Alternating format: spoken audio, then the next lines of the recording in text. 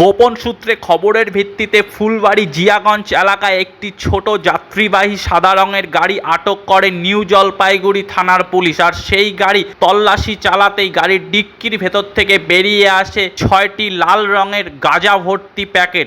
আর সেই দৃশ্য দেখেই চক্ষু চড়ক গাছ তদন্তকারী আধিকারিকদের। এরপর আটক করা হয় দুই যুবককে। তাদের ঘিরে ধরে সেখানেই চলে জিজ্ঞাসাবাদ। জানা যায় ওই দুই যুবক কোচবিহার থেকে শিলিগুড়ি হয়ে বিহারের উদ্দেশ্যে গাঁজাগুলি পাচার করবার ছক কষেছিল। যদিও সেই গাঁজা পাচারের ছক বানচাল করে দেয় নিউ জলপাইগুড়ি থানার পুলিশ।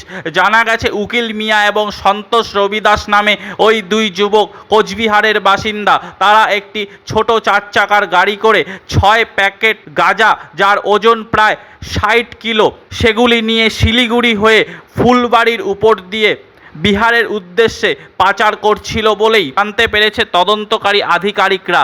ইতিমধ্যেই রাজ্যের মুখ্যমন্ত্রী শুভেন্দু অধিকারী কড়া ভাষায় মাদকদ্রব্য বাজেয়াপ্ত করবার বিষয়ে এবং মাদক মুক্ত রাজ্য তৈরি করার নির্দেশ দিয়েছেন জেলা পুলিশ প্রশাসনগুলিকে।